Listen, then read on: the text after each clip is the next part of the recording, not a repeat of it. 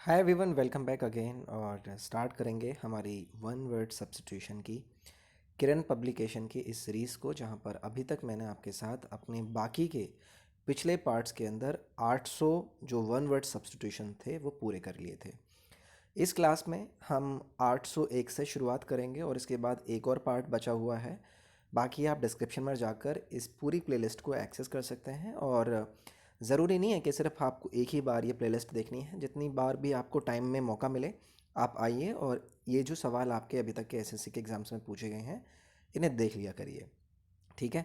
और बाकी जो जहाँ तक भी हमारे इस प्लेलिस्ट के अंदर प्रीवियस ईयर पेपर्स के वन वर्ड सब्स्टिट्यूशन आएंगे उन्हें हम कवर करेंगे, और जैसे जैसे आगे सालों में आपके पूछे गए हैं उनको भी हम इसके अंदर बाद में प्लेलिस्ट के अंदर ही न्यू वीडियो बनाकर डाल देंगे।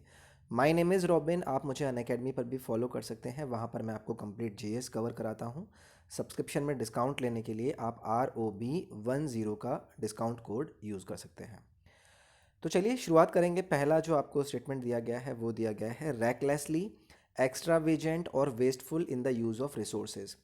यानी कि जो भी रिसोर्सेज होते हैं उसको अगर आप बेपरवाह की तरह से बेफिजूल खर्च करते हैं तो उसको लेकर आपको यहाँ पर वन वर्ड पूछा गया है। तो देखो, एक शब्द होता है और ये बहुत ही कॉमन सा शब्द है, पहले भी हम इसका डिस्कशन कर चुके हैं। तो आपने सुना होगा कि अगर कोई ऐसा व्यक्ति होता है जो बिना परवाह के चीज़ों को उड़ाता रहता है, रिसोर्सेज को ख़राब करता रहता है, तो ऐसी चीज़ में जो एक्स्ट्रा वेजेंस यानी कि फालतू की खर्ची करता है उसको हम बोलते हैं प्रोफिलगेट। प्रोफिलगेट का अर्थ होता है स्पेंड थ्रिफ्ट, यानी कि जो वेस्ट तरीके से चीज़ों को क्या करता है, व्यय करता है या फिर उड़ाता है। तो करेक्ट आंसर जो आपका यहाँ पर बन जाएगा वो बन जाएगा ऑप्शन नंबर 1। इसके अलावा देखो यहाँ पर आपको एक और वर्ड दिया गया है विच इज़ चर्लिश। चर्लिश का अर्थ होता है, जैसा आपने सुना होगा ना, कि बहुत सारे ऐसे व्यक्ति होते हैं जो कि एक अजीब सी अपने अंदर घृणा टाइप के रखते हैं, रूड रहते हैं, ठीक है। उद्दंड आप उन्हें बोल सकते हैं, तो वो व्यक्ति कहलाते हैं आपके चर्लिश। इसके अलावा हार्पी जो आपको शब्द दिया गया है इसका अर्थ आपका होता है मतलब आपने देखा होगा ना, कुछ ऐसी क्रिएचर्स होती हैं जिसमें चेहरा जो होता है वो तो आपका पक्षी का होता है, और नीचे से आई मीन ऊपर से तो वो आपको स्त्री दिखेगी और नीचे से वो कुछ बड़े बड़े पंजे टाइप के होते हैं, चिड़िया टाइप की वो होती है। तो थोड़ी सी कहीं ना चुड़ैल जैसी लग रही होती है, तो उसको हम हार्पी यहाँ पर वर्ड यूज़ में लेकर आते हैं। नेक्स्ट देखो, आपको यहाँ पर शब्द दिया गया है होर्डर। होर्डर होते हैं जमाखोर। जैसा आपने देखा होगा ना कि कोई ऐसा व्यक्ति या फिर कोई ऐसा इंस्टीट्यूशन या फिर ऑर्गेनाइजेशन जो कि चीज़ों को इकट्ठा करता रहता है, जिसमें कि आप थोड़ा सा इलीगल वे में उसको आप कलेक्ट करते हुए देखें चीज़ों को, तो उसको हम बोलते हैं होर्डर। अगला है आपके सामने यहाँ पर दिया गया रैप और कवर फॉर वार्मथ। तो देखो, अगर मैं किसी चीज़ को रैप करने की बात कर रहा हूँ तो बेसिकली मैं यहाँ पर आपसे बात कर रहा हूँ कि आप उसको ओढ़ रहे हैं, लपेट रहे हैं अपने चारों ओर, ठीक है। तो उसको लेकर जो शब्द हम यूज़ करेंगे ना वो करेंगे यहाँ पर मफल। आपने देखा होगा ना, मफलर हम यूज़ करते हैं, तो मफलर को आप मफल से रिलेट कर सकते हैं, यानी कि किसी चीज़ को कवर करना, लपेटना या फिर ओढ़ लेना। इसके अलावा आपको यहाँ पर ये शब्द दिया गया है इनकरेज। इनकरेज का आपको पता ही होगा, प्रोत्साहन देना किसी को, है ना, किसी को हम इनकरेज करते हैं। डाइवल्ज का अर्थ क्या होता है, इसके बारे में भी पहले हम डिस्कशन कर चुके हैं। डाइवल्ज का मतलब होता है कि अगर मैं किसी चीज़ को क्या कर दूं, एक्सपोज कर दूं, ठीक है। जो चीज़ सीक्रेटली छुपी हुई थी मैं उसको उजागर कर दूं या आपको एक्सपोज कर दूं, तो वो आपका डाइवल्ज के शब्द से यहाँ पर आपका बन जाता है। उसके बाद एक्सपोज का ऑलरेडी मैंने आपको बता दिया। एक्सपोज और डाइवल्ज आपके एक तरीके से ही आप इसको समझ सकते हैं, चाहे आप एक्सपोज की बात करो डाइवल्ज की बात करो, दोनों ही कॉमन शब्द आपके हो जाते हैं। नेक्स्ट आपके सामने जो शब्द आया है, आई मीन स्टेटमेंट आपको दिया गया है, ये स्टेटमेंट देखते हैं कि आपसे क्या कहता है। कीन इंटरेस्ट और इंथुसियाज्म, यानी कि आपसे बात करी जा रही है कि आपके अंदर जो उत्सुकता होती है किसी चीज़ को करने का, पैशन होता है, उसको लेकर आपको अगर कोई शब्द पूछा जाए, कोई वर्ड पूछा जाए, तो उसको लेकर आपको यूज़ करना होगा एविडिटी। एविडिटी की आप बात कर लो, इंथुसियाज्म की आप बात करो, या फिर आप पैशन की बात कर लो, या फिर आप यहाँ पर अविडनेस की बात कर लो। सारी की सारी सेम ही चीज़ें हैं, जहाँ पर आपके अंदर किसी चीज़ को करने की उत्सुकता रहती है, चाह रहती है, इच्छा रहती है, उसको हम एविडिटी से यहाँ पर मार्क करते हैं। उसके अलावा देखो, आपको यहाँ पर एक शब्द दिया गया है लैसिट्यूड। लैसिट्यूड का अर्थ होता है एक ऐसी आपकी कंडीशन जहाँ पर आप क्या है ना, आपके अंदर एनर्जी नहीं है, आप लिथार्जिक हो रखे हो, मतलब आप ऊबे हुए हो, आपको मन नहीं कर रहा है कुछ चीज़ें करने का। तो लैसिट्यूड हो या फिर आपका लेथार्जी हो, दोनों ही आपके सेम मतलब देंगे। उसके बाद आपको एक और शब्द दिया गया है सुपोरिफिक। सुपोरिफिक का अर्थ होता है जहाँ पर आपको वही उबासी टाइप की चीज़ें आती रहती हैं, है ना, कि मतलब आप ऐसी कंडीशन में हो जहाँ पर आपको ड्राउजीनेस हो रखी है, उबासी आई जा रही है, मन नहीं कर रहा है कुछ करने का, तो वो आपका सुपोरिफिक होता है। नेक्स्ट आपको दिया गया है यहाँ पर a system of religious beliefs a faith. तो यहाँ पर वही क्लियर आपको हुआ होगा, जब हम बात करते हैं किसी भी धर्म के अंदर अपना मत रखने की बात करते हैं कि भाई हमें किसी सिद्धांत के ऊपर, रिलीजियस सिद्धांत के ऊपर हमें भरोसा है, तो ऐसी चीज़ को लेकर जो आपको शब्द यूज़ करना होता है ना, तो वो आप करते हो क्रीड शब्द से। क्रीड का अर्थ ही ये हो जाता है कि आपको फेथ है किसी भी रिलीजन में, या फिर आपके कोई रिलीजियस बिलीव्स हैं, आपको उनके अंदर क्या है, आप मानते हैं उन्हें, तो उसको लेकर हम शब्द यहाँ पर यूज़ करते हैं क्रीड। इसके अलावा देखो आपको एक शब्द दिया गया है जिसमें आपसे बोला गया है निहिलिज्म। निहिलिज्म का आप ऐसे मान लीजिए कि ये आपकी नेगेटिविटी टाइप की चीज़ को दिखाती है, जहाँ पर आप ये मानते हैं कि जो आपका कोई भी रिलीजियस है, आप उसको रिजेक्ट करो, वही आपका मतलब मोरल प्रिंसिपल दर्शाएगा। मतलब शून्यवाद में आप बिलीव करते हैं, तो उसको हम बोलते हैं एक तरीके से निहिलिज्म, यानी कि विकल्प नंबर एक आपका यहाँ पर निहिलिज्म के बारे में बताएगा। हेरेसी की मैं बात करूँ, हेरेसी का अर्थ होता है विधर्म, किसी की अपमान करना, ब्लास्फेमी करना, उसको आप लोगे हेरेसी। तो ब्लास्फेमी और हेरेसी को आप एक तरीके से सिनोनिम मान सकते हो। इम्पायरिटी का देखो नाम से क्लियर आपको हो रखा होगा कि कोई चीज़ अगर पायस नहीं है, ठीक है, यानी कि पवित्र योग्य नहीं है, या फिर आप उसका आदर नहीं करते हैं, तो आप इम्पायरिटी करते हैं, यानी कि उसका अनादर कर रहे हो। अनादर एक तरीके से आप यूज़ कर सकते हो इम्पायरिटी के लिए। नेक्स्ट आपको दिया गया है a formal speech specially one given on a ceremonial occasion, यानी कि देखो कोई ऐसी आपकी वो टाइम है जहाँ पर कोई कोई ओकेशन है, वहाँ पर सेरेमनी हो रही है, तो वहाँ पर अगर भाषण या फिर किसी चीज़ को लेकर आप व्याख्यान करते हैं ना, तो वो होता है आपका ओरेशन। ठीक है, तो ओरेशन वहाँ पर आपका करेक्ट हो जाएगा। बाकी देखो रेटिसेंट का अर्थ आपने पहले भी पढ़ा हुआ है। बैशफुल की बात करूँ या फिर मैं आपसे टैकेटन की बात करूँ, तो ये जो तीनों ही शब्द आपको दिए गए ना, इनका अर्थ होता है कि कोई आदमी जो कम बोलता है, अल्पभाषी होता है, तो उसको हम रेटिसेंट बोल दो, बैशफुल बोल दो, टैकेटन बोल दो, शाई बोल दो, रिजर्व्ड बोल दो, अनकम्युनिकेटिव बोल दो, सभी के सभी आपके सेम ही हैं। नेक्स्ट आपको दिया गया है रिगार्ड विद ग्रेट रेस्पेक्ट। अगर हम किसी को बहुत ही अच्छे से सम्मान करते हैं, सम्मानित करते हैं, तो उसको लेकर जो आपको शब्द यूज़ किया जाता है वो किया जाता है वेनरेट। ठीक है, तो अगर मैं किसी को रिस्पेक्ट करता हूँ, ऑनर करता हूँ, दैट मीन्स मैं उसको क्या करता हूँ, वेनरेट भी करता हूँ। ठीक है, इसके अलावा देखो आपको यहाँ पर इंसोलेंस दिया गया है, पहले भी हम इसका डिस्कशन कर चुके हैं। ये बदतमीज़ लोग होते हैं जो बदतमीज़ी करते हैं। ठीक है, तो इंसोलेंस हो या फिर कोर्सनेस हो, ये सेम ही चीज़ है। इंसोलेंस और आपका कोर्सनेस दोनों के अंदर आपको बदतमीज़ी ही दिखाई देगी। और उसके बाद में अगर आपसे फ्लिपेंसी की बात करूँगा, तो इसके अंदर भी आपको थोड़ी सी लैक ऑफ रेस्पेक्ट दिखाई देगी। ठीक है, कि जो व्यक्ति सीरियस नहीं होते ना, सीरियस ना होकर अगर किसी सामने वाले को वो क्या करते हैं, थोड़ा सा परेशान करते हैं, तो वो आपका फ्लिपेंसी के अंदर आते हैं। नेक्स्ट है आपको दिया गया है statement, kill someone bye covering their nose and mouth so that के वो सफोकेट कर जाएं। मतलब किसी का दम घोटने की हम यहाँ पर बात कर रहे हैं।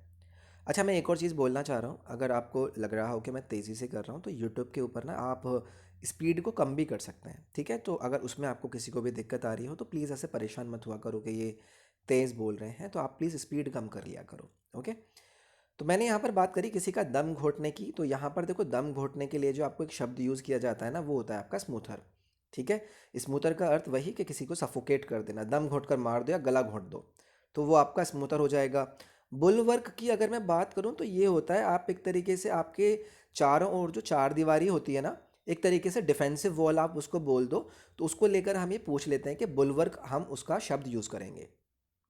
फॉस्टर के बारे में ऑलरेडी पहले भी मैंने डिस्कस करा है। फॉस्टर का अर्थ होता है अगर मैं किसी को इनकरेज करता हूँ, किसी को प्रोत्साहित करता हूँ, तो वो आपका फॉस्टर कहलाता है। नेक्स्ट एक और शब्द आपको यहाँ पर दिया गया है सेंटिनल। सेंटिनल होते हैं सोल्जर्स, जो होते हैं सोल्जर्स या फिर गार्ड बोल दीजिए, या फिर हिंदी में हम इनको पहरा देने वाला बोलते हैं, तो उनको हम बोलते हैं सेंटिनल।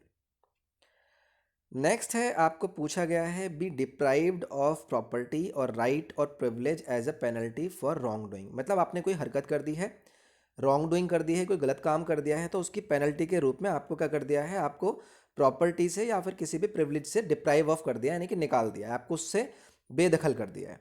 तो उसको लेकर जो आपको शब्द यूज़ करना होता है ना, वो करना होता है आपका फोरफीटेड। मतलब आपने कुछ हरकत कर दिया, आपको भगा दिया, तो फोरफीटेड आप इसके लिए यूज़ कर सकते हैं। इसके अलावा रेंडर, आपको यहाँ पर एक शब्द दिया गया है। रेंडर का अर्थ होता है अगर आप किसी को कुछ चीज़ देते हैं, प्रोवाइड करते हैं, गिव करते हैं, सप्लाई करते हैं, तो वो आपका रेंडर के अंदर आ जाएगा। इवन इसी के अंदर ही आप एंडो को भी ले लोगे, एंडो का भी अर्थ यही होता है आपका रेंडर वाला, ठीक है। तो रेंडर और एंडो आपके वही सेम चीज़ हो जाएंगे इसके अंदर, ठीक है। बाकी असाइन का आपको अर्थ पता ही है कि हम अगर किसी को असाइन करते हैं यानी कि किसी को उसके लिए अथोराइज करते हैं। अगला है absolve someone from blame for a fault और रॉन्ग डूइंग। यानी कि किसी की हरकत के लिए अगर मैंने उस पर लगे हुए ब्लेम या फिर उस पर लगी हुई जो भी फॉल्ट थी उससे मैंने उसको अब्जॉल्व कर दिया, यानी कि बरी कर दिया, तो इसको लेकर आपको एक शब्द यूज़ करना होता है, वो होता है एक्सोनरेट। एक्सोनरेट का अर्थ वही है जैसे कि मैंने किसी को बरी कर दिया। बाकी इंडेक्ट की बात करें, आप एलीज की बात करें, या फिर आप किसी को स्लर करें, ये तीनों के तीनों जो शब्द होते हैं ये बताते हैं कि आप किसी के ऊपर क्या कर रहे हो, आरोप लगा रहे हो, ठीक है। एक्सोनरेट का अर्थ वही हो जाता है कि आप उसको दोष रहित करने की कोशिश कर रहे हो। अगला सवाल है, आपसे पूछा गया है सेंसलेस टॉक और राइटिंग। अगर मैं एक ऐसी बात कर रहा हूँ या फिर कोई ऐसा लेख लिख रहा हूँ जिसमें कोई सेंस ही नहीं है, फालतू की बेतुका बातें मैं कर रहा हूँ, तो उसको लेकर अगर मैं किसी शब्द को यूज़ करूँगा तो वो होगा मेरा बॉल्डर डैश, ठीक है। बाल्डर डैश का अर्थ हिंदी में आप ऐसे बोल दीजिए कि मैं बकवास बात कर रहा हूँ, ऊट पटांग बात कर रहा हूँ। तो बॉल्डर डैश मीन्स सेंसलेस टॉक या फिर राइटिंग। इसके अलावा मैं आपसे एस्ट्यूट की बात करूँ तो एस्ट्यूट का आपका अर्थ होता है किसी का चतुर होना, ठीक है, कि भाई वो शार्प विटेड है, वो श्रूड व्यक्ति है, एस्ट्यूट व्यक्ति है, मतलब वो काफ़ी तेज़ तर्रार है, चतुर व्यक्ति है। सैगेशियस की बात करूँ तो ये होते हैं मेधावी छात्र, मतलब स्किलफुल व्यक्ति, मतलब वो होते हैं स्टूडेंट्स या फिर कोई भी आपका पर्सन मान लीजिए, काफ़ी सेंसिबल होते हैं, काफ़ी समझदार होते हैं, तो उनको हम बोल देते हैं सैगेशियस। जैसे हम हिंदी माध्यम में बोलते थे ना कि मेधावी छात्र होते हैं, यानी कि वो काफ़ी अच्छी एबिलिटी या फिर अंडरस्टैंडिंग उनकी बहुत अच्छी होती है। प्रूडेंट का अर्थ देखो आप सभी को पता होगा, मैं आपसे कहूँ कि आप बहुत ही प्रूडेंट बच्चे हो, मतलब आप बहुत ज़्यादा सतर्क बच्चे हो। सतर्क का अर्थ मतलब आप बहुत ज़्यादा ध्यान देते हो, आप कॉशियस रहते हो, तो आप क्या हो जाओगे, प्रूडेंट हो जाओगे। नेक्स्ट आपको दिया गया है मेड और डन इन द ट्रेडिशनल और ओरिजिनल वे। तो देखो किसी चीज़ को मैं सही तरीके से करूँ, ट्रेडिशनल वे में करूँ, ओरिजिनल वे में करूँ, तो उसको लेकर क्या ही शब्द मैं यूज़ कर सकता हूँ यहाँ पर, बहुत ही आसान है, ऑथेंटिक। मतलब ऑथेंटिक का मतलब सभी को पता ही होगा कि भाई कोई अगर मैं प्रमाणिक चीज़ कर रहा हूँ, कोई जेन्युइन चीज़ कर रहा हूँ, कोई एक्चुअल है वो चीज़ और वो रियल भी है, तो उसी को तो मैं एक्चुअल या फिर ऑथेंटिक बोलूँगा। वही मेरी ओरिजिनल वे में या फिर ट्रेडिशनल वे में करी जाएगी। तो आसान था, ऑथेंटिक आपको पता है। एफएजी को लेकर पहले भी डिस्कशन कर चुके हैं, ये पुतला होता है। फोर्ज की बात करूँ तो फोर्ज आपने देखा होगा, ये जालसाजी होती है जहाँ पर आप कुछ गलत काम करके किसी को इलीगल वे में कॉपी करने की कोशिश कर रहे होते हो, ठीक है। और बाकी ठीक है। उसके बाद आपको ये आर्केटाइप दिया हुआ, आर्केटाइप का अर्थ होता है जैसे कि मैं आपसे बोलूँ किसी चीज़ का कोई आप एग्जाम्पल दो, ठीक है, एक टिपिकल एग्जाम्पल दे दो, ठीक है। या फिर आप किसी को किसी का आदर्श बताओ, तो मतलब क्या किया आपने, किसी के रिलेटेड उसको एग्जाम्पल के थ्रू में बताने की कोशिश करी, ठीक है, तो वो आपका आर्केटाइप हो जाएगा। अगला है, आपको दिया गया है the rejection of all religious and moral principles in the belief that life is meaningless. मतलब आपको लगता है कि ज़िंदगी का कोई मतलब ही नहीं होता है, और ऐसा सोचकर आप क्या करते हो, जितने भी रिलीजियस या फिर मोरल प्रिंसिपल्स होते हैं उन सबको त्याग दे देते हो। तो ऐसी शब्द के लिए आप एक शब्द यूज़ करते हो जिसको आप बोलते हो निहिलिज्म, ठीक है। मतलब आपको लगा कि लाइफ तो बेतुकी है, तो इस चक्कर में आप सब चीज़ छोड़ रखे हो, तो वहाँ पर आप यूज़ करोगे निहिलिज्म। इसके अलावा सर्टिट्यूड का पहले भी डिस्कशन कर चुके हैं, ये निश्चितता होती है, किसी चीज़ का सर्टेन होना होता है, सर्टेन से आप सर्टिट्यूड को रिलेट कर सकते हो।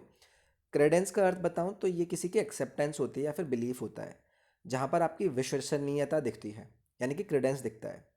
फिडिलिटी का भी अर्थ मैं पहले बता चुका हूँ, ये किसी की लॉयलिटी होती है कि वो कितना वफादार है, किसी की वफादारी मतलब फिडिलिटी।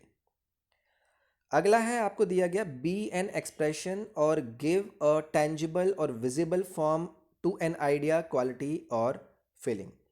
यहाँ पर मैंने बात करी है कि देखो अगर आप किसी को ऐसे दिखाने की कोशिश कर रहे हो कि आप किसी के बारे में क्वालिटी बता रहे हो विजिबल फॉर्म में या फिर क्वालिटी फॉर्म में किसी को एक्सप्रेस कर रहे हो, मतलब आप उसको क्या कर रहे हो, इम्बॉडी कर रहे हो। इम्बॉडी का मतलब वही होता है, आप पर्सोनिफाई कर रहे हो किसी चीज़ को, मतलब उसके अंदर बन के या फिर अपने एक्सप्रेशन के थ्रू किसी चीज़ को बता रहे हो। तो आपने उस बॉडी की बात को क्या कर लिया, इम्बॉडी कर लिया। ठीक है। इसके अलावा देखो यहाँ पर आपको अपरेशन दिया गया है, एक आपको शब्द दिया गया है स्पेक्टर। ये दोनों एक ही इक्वली वर्ड होते हैं जिनका अर्थ होता है भूत प्रेत वाला। रेवेनेंट में भी आपका वो भूत प्रेत वाली चीज़ ही आती है। ठीक है, जब पुराने टाइम पर कोई मर गया हो उसका जिंदा हो जाना, तो यहाँ पर भी हम भूत प्रेत से इसे रिलेट कर सकते हैं। अगला है person who is intolerant towards those holding different opinions. तो देखो ऐसा व्यक्ति जो कि इंटॉलरेंट होता है किसको लेकर, जिस व्यक्ति ने आपके विपरीत ओपिनियन रखे हों, तो मैं उसको क्या बोलता हूँ, ऐसा व्यक्ति जो कि ये देखता है कि यार ये तो मेरे से सहमति नहीं रख रहा है। तो जो सहमति नहीं रख रहा है उसको लेकर अगर आपको परेशानी हो रही है, तो आप क्या हो जाओगे, आप कट्टर कहलाओगे कि यार ये मेरी बात, मैं जैसे ऐसा सोच रहा हूँ वैसा सोचता ही नहीं है। तो आप बाइगॉट कहलाओगे, यानी कि आप कट्टर कहलाओगे। ठीक है। क्लेमेंट का अर्थ हम पहले भी डिस्कशन कर चुके हैं। क्लेमेंट का अर्थ होता है किसी का बहुत ज़्यादा दयाशील होना, माइल्ड होना। मैग्नानिमस का अर्थ भी हम पहले डिस्कस कर चुके हैं। ये होते हैं आपके उदार व्यक्ति जो किसी को भी माफ़ करते रहते हैं, मैग्नानिमस। उसके बाद आते हैं आपके कंप्लेसेंट। कंप्लेसेंट होते हैं उपकारी व्यक्ति जो कि लोगों को क्या करते रहते हैं, उनके ऊपर उपकार करते रहते हैं। नेक्स्ट है exercising a compelling charm which inspires devotion in others. यानी कि मैंने यहाँ पर आपसे बात करी है एक ऐसी कंडीशन, यानी कि एक ऐसा आपका चार्म जो कि दूसरों को इंस्पायर कर रहा है। दूसरों को इंस्पायर करने के लिए अगर आपने एक शब्द सुना होगा कि कोई बहुत ही चमत्कारी व्यक्ति है या फिर आकर्षक व्यक्तित्व है किसी का, तो उसको लेकर अगर कभी भी आपसे कोई शब्द पूछा जाए तो यहाँ पर आप शब्द यूज़ करोगे कि उन भाई साहब का जो कैरेक्टर है वो बहुत ही चरिस्मेटिक है, वो इंस्पायर करते हैं दूसरों को। ठीक है। ऑफेंसिव का आपको अर्थ पता ही है। ऑफेंसिव क्या हो जाते हैं, ये आपके आक्रामक व्यक्ति हो जाते हैं कि जो बहुत ज़्यादा अग्रेसिव रहते हैं। वाइल का अर्थ क्या हो जाता है, ये गंदा और नीच टाइप का व्यक्ति होता है, जो कि मतलब बहुत ही अनप्लीजेंट टाइप का व्यक्ति होता है। ठीक है। तो ये सारी चीज़ें हमने यहाँ पर जानी, तो ये चीज़ें आपको याद यहाँ पर रखनी है। अगला है रिलेटिंग टू और इन्वॉल्व इन क्राइम। कोई जो व्यक्ति अगर गलत कामों में शामिल है, अपराधी है, तो इसको हम बोलेंगे फेलोनियस। ठीक है। यानी कि ये रिलेट करता है, यानी कि क्राइम वगैरह में इन्वॉल्व रहता है, अपराधी है ये, तो उसको लेकर हम फेलोनियस बोलेंगे। इसके अलावा आपको यहाँ पर एक शब्द दिया गया है चेस्ट। चेस्ट होते हैं ये मतलब अनमैरिड लोग होते हैं। ठीक है। तो आप इन्हें अनमैरिड में मान सकते हैं। इम्पेकेंट का अर्थ अगर आपसे पूछा जाए, इम्पेकेंट हो जाएंगे जो कि जिनके अंदर कोई त्रुटि ही नहीं होती है, दोष ही नहीं होता है, निर्दोष व्यक्ति, त्रुटिहीन व्यक्ति। लिसिट का अर्थ आपको पता ही है, ये आपके वो व्यक्ति हो जाएंगे जो कि लॉफुल होते हैं, लॉ के हिसाब से काम करते हैं, वैधानिक व्यक्ति होते हैं, वो आपके लिसिट होते हैं। अगला है पर्सन और think that is a perfect example of a particular quality और टाइप। अब देखो मैं किसी व्यक्ति या फिर परफेक्ट एग्जाम्पल में बता रहा हूँ किसी क्वालिटी का, किसी व्यक्ति को, तो अगर उसको लेकर आपसे कभी भी शब्द पूछा जाए तो आप ऐसे बोलोगे कि भाई साहब ये जो है ना इस चीज़ का प्रतीक है, साक्षात उदाहरण है ये आपके सामने। तो उसको लेकर जो हमें शब्द यूज़ करना होता है वो करना होता है एपिटोम। ठीक है। इसके अलावा देखो लिबरेट की मैं बात करूँ, ये आपका मतलब प्ले बॉय टाइप के लोग होते हैं, समझ रहे हो, प्ले बॉय जो कि लेडीज़ मैन होते हैं, तो वो आपके लिबर्टाइन कहलाएंगे। इसके अलावा मैं आपसे प्रोफिलिगेट की बात करूँ, पहले भी डिस्कशन कर चुके हैं, ये आपका फालतू का खर्चा वर्चा करते रहते हैं। तो ये हमने कुछ कुछ चीज़ें यहाँ पर जानी, इनको आप यहाँ पर याद रखिएगा। अबेस का भी देखो पहले डिस्कशन कर चुके हैं, ये किसी को अवमानित करने की बात करते हैं, ह्यूमिलेट करते हैं लोगों को, यानी कि किसी को अबेस करना मतलब ह्यूमिलेट करना। अगला है rude is a mean spirited and surly way. Rude in a mean and surly spirited वे।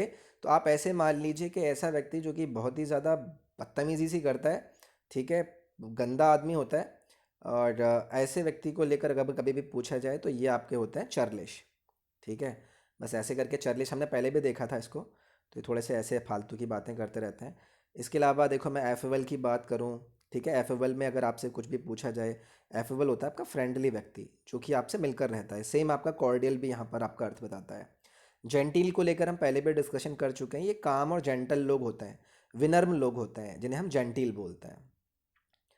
अगला है a characteristic of one thing that is suggestive of another. मतलब कोई चीज़ है और उस चीज़ को देखकर आप बोल रहे हो कि ये तो यार ऐसी है जैसे वो चीज़ दूसरी वाली है। तो अगर मैं किसी चीज़ के बीच में समानता दिखा रहा हूँ तो समानता दिखाने के लिए अगर मुझे बात करनी पड़ेगी तो ये शब्द मुझे याद रखना है, रेमिनिसेंस। यहाँ पर आपको समानता वाली फीलिंग मिलेगी। इसके अलावा मैं आपसे एंथेटिक की बात करूँ तो ये आपके विरोधाभासी हो जाएंगे, यानी इनकी बातों में आपको कॉन्ट्रास्ट देखने के लिए मिलेगा। डिस्पैरिट की मैं बात करूँ, ये आपके थोड़े से अलग टाइप के व्यक्ति हो जाएंगे। और कंजक्चर होते हैं आपके अवधारणा रखने वाले, या फिर आप अनुमान जो लगाते हैं, मतलब एक ऐसी चीज़ जहाँ पर आप इनकम्प्लीट इन्फॉर्मेशन के बेसिस पर आइडिया लगा रहे होते हो, उसको हम कंजक्चर बोलते हैं। आगे हो जाएगा आपका रिस्पेक्ट एंड एडमिरेशन। तो देखो ये बहुत ही कॉमन सा सवाल है। जैसे मैं आपसे कहूँगा एस्टीम, तो एस्टीम के अंदर आपको क्या देखने के लिए मिलता है? ये आपका आदर या फिर मान होता है। आप बोलते हैं ना कि मेरी भी खुद की सेल्फ इस्टीम है, मतलब वो खुद का आप मान रखते हो। तो अगर आप रिस्पेक्ट या फिर एडमिरेशन की बात कर रहे हो तो वहाँ पर आप एस्टीम को यूज़ करते हो। पेकेंट का हम अगर अर्थ जानने की कोशिश करें तो ये होते हैं रोग कारक। इनकी वजह से रोग होते हैं, मतलब किसी की वजह से रोग हो, मतलब वो क्या है? पेकेंट है। कल्पेबल की बात करें तो ये होते हैं मतलब ऐसे व्यक्ति जो कि डिजर्व करते हैं ब्लेम होना। ठीक है, तो कल्पेबल मतलब the one who is deserving blame, आप उसको ब्लेम कर सकते हो। दैट मीन्स वो क्या है? आप कल्पेबल व्यक्ति है। अगला है विशियस। विशियस क्या होता है? कटु शब्द। आप अगर किसी को हर्ट करना चाहते हो तो मतलब आप क्या कर रहे हो? विशियस वर्ड्स यूज कर रहे हो, यानी कि विशियस बातें यूज कर रहे हो, कटु बातें यूज कर रहे हो। ठीक है। अगला है involving many carefully arranged part और details, detailed and complicated in design and planning. तो देखो जब आप बहुत ज़्यादा डिटेल्ड में किसी चीज़ को कॉम्प्लिकेट बना दें, आपने बहुत ज़्यादा उसके अंदर डिटेल्स भर दी हैं, बहुत ज़्यादा जानकारी भर दी है, तो आप बोल रहे हो कि वो क्या है? आपके लिए इलेबोरेट है। तो आसान है, इलेबोरेट को आप यहाँ पर याद रख सकते हैं।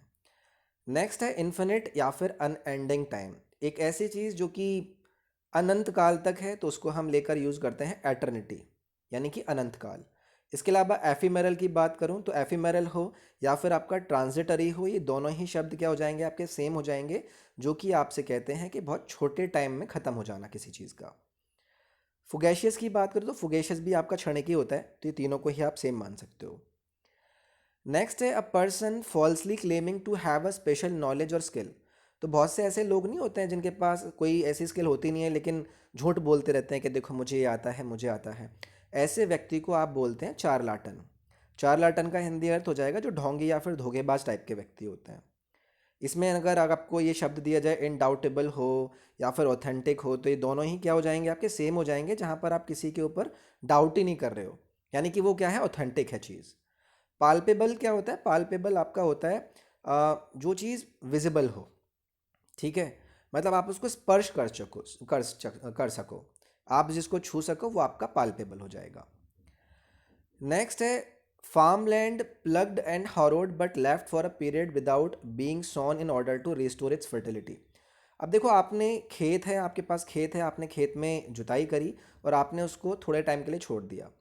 तो एक तरीके से ये बोने के लिए आपने भूमि को तैयार करा है, और ऐसी जो ज़मीन होती है जिसको आप बोने के लिए तैयार करते हो वो आपका होता है फैलो। ठीक है, तो ये आपको यहाँ पर याद रखना है। नेक्स्ट है शोइंग और फीलिंग नो इंटरेस्ट, एंथुसियाज्म और कंसर्न। अगर देखो मैं बिल्कुल भी इंटरेस्ट दिखाई नहीं रहा हूँ तो एक तरीके से मैं बेपरवाह हूँ, मैं इंडिफरेंट हूँ, अनइंटरेस्टेड हूँ। तो उसको लेकर मैं जो शब्द यूज़ करता हूँ वो करता हूँ अपाथेटिक। ठीक है, तो ये आपके इस क्लास के अंदर हमने वर्ड्स देखे, आई होप आपको पसंद आए होंगे। इसके बाद हमारी लास्ट एक और वीडियो आएगी, बाकी की जो प्लेलिस्ट है वो आप डिस्क्रिप्शन में जाकर देख लीजिएगा। वीडियो पसंद आती है तो लाइक करें, अपने फ्रेंड्स के साथ शेयर कर सकते हैं, चैनल को सब्सक्राइब कीजिए। नेक्स्ट वीडियो में आपसे मिलते हैं, अपना ख्याल रखिए। Thank you, have a great day.